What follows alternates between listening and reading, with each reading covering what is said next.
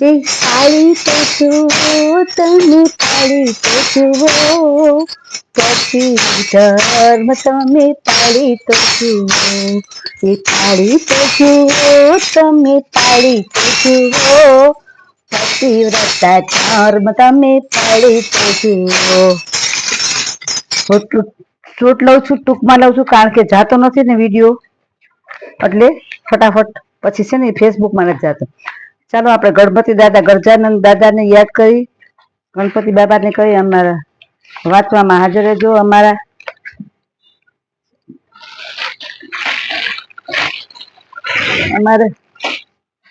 રીધી સીધી સહિત વાંચવામાં હાજર રહેજો. અમારી ભૂલ ચૂક થાય તો માફ કરજો. કઈ ગઈ ચોપડી? હાય રે, ચોપડી ક્યાં આવી ગઈ?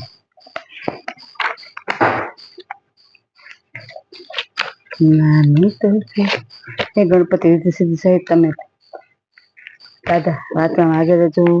આપણે એક જ શ્લોક લેશું કારણ કે પછી જો જાચો લઈ છે ને તો પછી ઓમાં જાતું નથી, એટલે એક જ આગળની જે છે ને કરાગે વસ્તુ પ્રાત કાળે ઉઠવાનો શ્લોક લેશું. પરાગ્રે વસ્તે લક્ષ્મી કરમ મૂલે સરસ્વતી કરમ મધ્યે તુ ગોવિંદમ પ્રભાતે કર દર્શન સમુદ્ર વસને દેવી પર્વત સ્તન મંડલે વિષ્ણુ પત્ની નમસ્તુભ્યમ પાદસ્પર્શ સમસ્વમ વસુદેવ સુતમ દેવમ કંસ ચારુણમર્દન દેવકી પરમાનંદમ કૃષ્ણમ વંદે જગત. આપણે બીજો ભાગ લેશું. એ છે, हे ब्राह्मणों, शालिग्राम पारो पत्थर चांदी के सुनाना लिंगनी देवो के सिद्धोए प्रतिष्ठा करेली होय અને આ કાશ્મીરમાં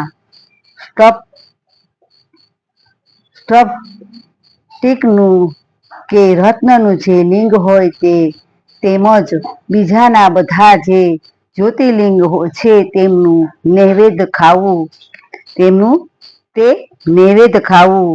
અને તે નૈવેદ્ય ખાવું અને ચાંદ્રાયણ વ્રત કર્યા સામાન કહેવાય છે. બ્રહ્મ હત્યા કરનાર પણ તે બ્રાહ્મણ પવિત્ર થઈ શિવ નિર્માલ્ય ધારણ કરે છે. બ્રાહ્મણ પણ પવિત્ર થઈ શિવ નિર્માલ ધારણ કરે છે અને જે શિવ નૈવેદ્ય ખાય છે તેના સર્વ પાપ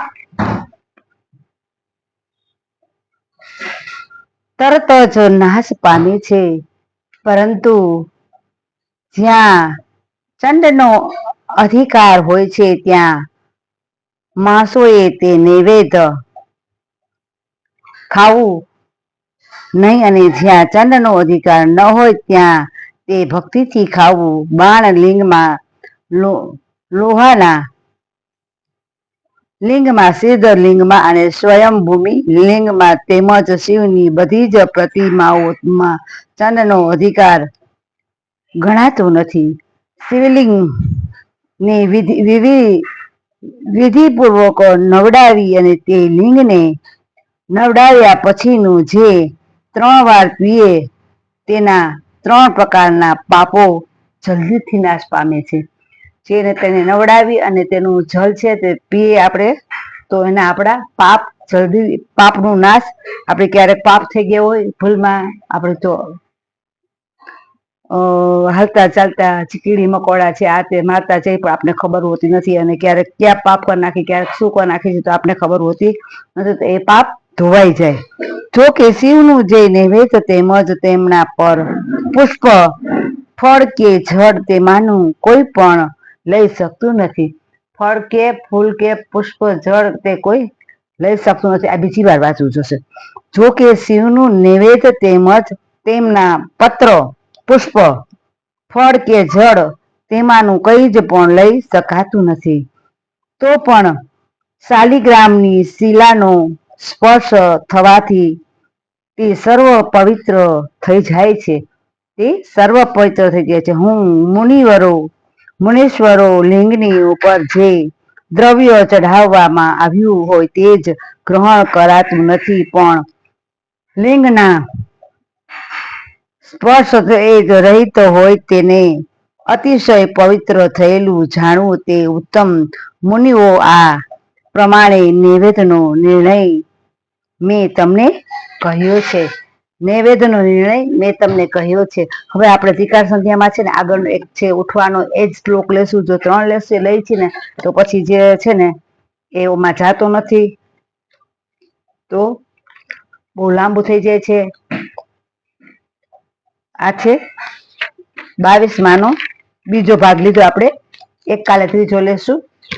અત્યારે પૂરું કરશું, પછી ફેસબુકમાં જાતું નથી. બધાને જય શ્રી કૃષ્ણ, જય માતાજી. લાઈક કરજો, શેર કરજો, સબસ્ક્રાઈબ કરજો. લાઈક ના કરો, શેર ના કરો તોય પણ કાંઈ નહીં. તમે બની શકે તો બરડાઓને બચાવજો. ખાલી વૃદ્ધો હોય, બીમાર હોય એ લોકોને બચાવો એવી મારી નમ્ર વિનંતી છે. લાઈક ન કરો તો કાંઈ નહીં, સબસ્ક્રાઈબ ન કરો તો કાંઈ નહીં, શેર ના કરો તો કાંઈ નહીં, પણ તમે બીમાર હોય એ લોકોને ખાસ ને ખાસ બચાવજો એવી મારી નમ્ર વિનંતી છે.